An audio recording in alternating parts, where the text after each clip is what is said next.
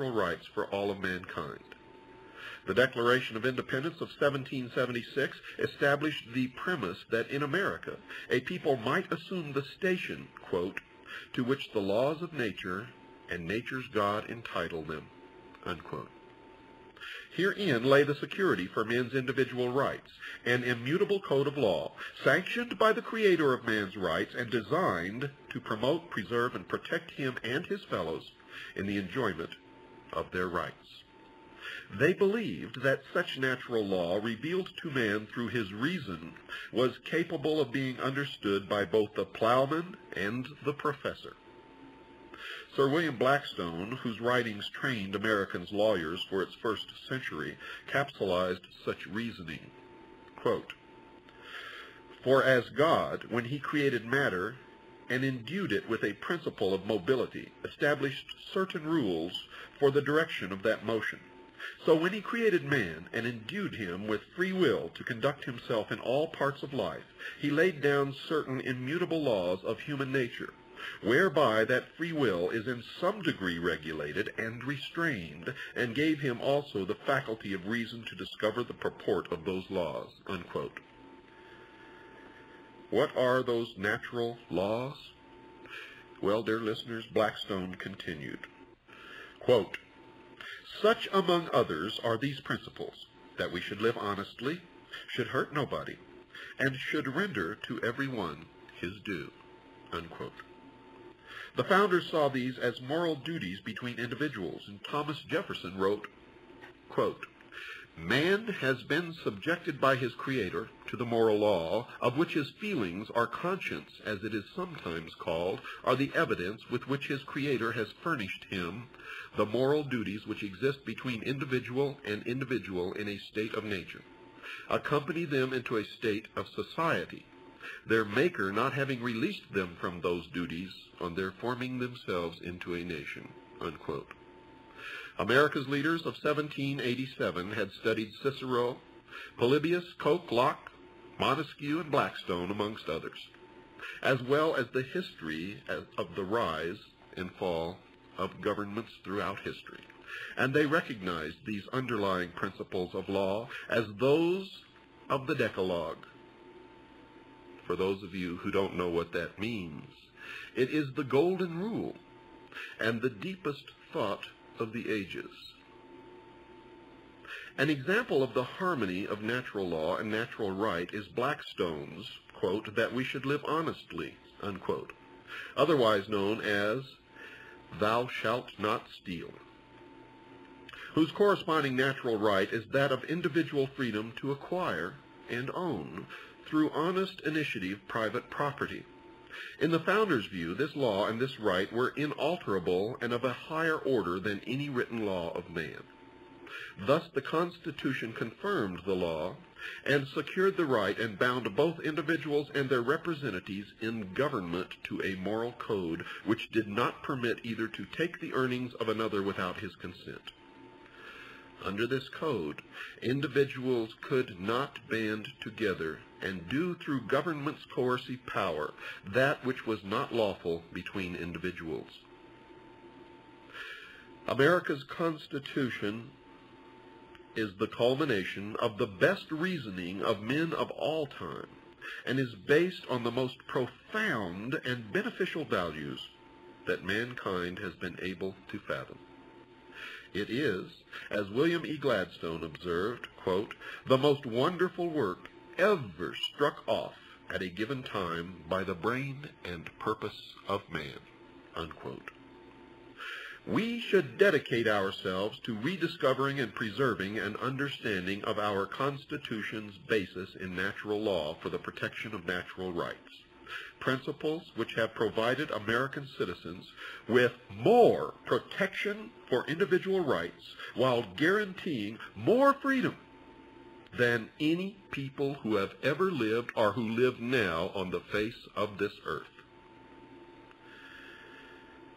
John Locke said, "The end of law is not to abolish or restrain, but to preserve and enlarge freedom." You want to know why our economy is in such trouble? Well, Thomas Jefferson had this to say. Quote, "We must not let our rulers load us with perpetual debt. We must make our election between economy and liberty, our profusion and servitude."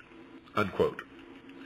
Our founders, our forefathers, the wise men who put the building blocks together to make this country, believed in economy and frugality. They believed it wrong for government to take the earnings of some in order to give them to others, for that is against the natural law. They believed in limiting government's spending and taxing powers to the principles of the Constitution. They believed debt to be dangerous to a nation. They believed debt to be a threat to individual liberty. They believed debt to be a form of taxation without representation on the young and unborn. They believed public credit to be a source of strength and security if wisely used for defense of the nation. They built into the Constitution the procedure by which our economy would be governed or run. They said in the Constitution that only Congress can make money. And the Constitution defines what money is when it says that no state shall receive in payment of debt or make in payment of debt anything other than gold or silver coin. Which also means, folks, currency backed by gold or silver coin, although that is not mentioned in the Constitution. If you can take a dollar bill to a bank and get $1 worth of gold or silver, that is constitutional money. Everything that we are doing now is illegal, unconstitutional. It is not wise, and it can only result in ruin.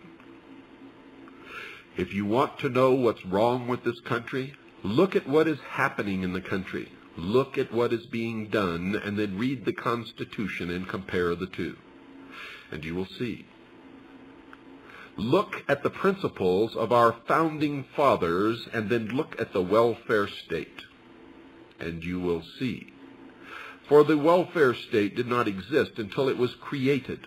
Yes, there were some people in this country who were not as well off as others, but they had the same opportunities, and they all had work if they wanted it. And they had their self-respect, and they could stand up as men and women with pride. The welfare state has taken that all away from them. Unconstitutional money is taking it away from the rest of us. Although all men are born free, slavery, dear listeners, has been the general lot of the human race throughout its history. Ignorant, they have been cheated. Asleep, they have been surprised. Divided, the yoke has been forced upon them. But what is the lesson? The people ought to be enlightened, to be awakened, to be united, that after establishing a government, they should watch over it. It is universally admitted that a well-instructed people alone can be permanently free. James Madison said that. Folks, I wrote a book called Behold a Pale Horse, and it opens most of the doors to the puzzles that you've all been baffled by.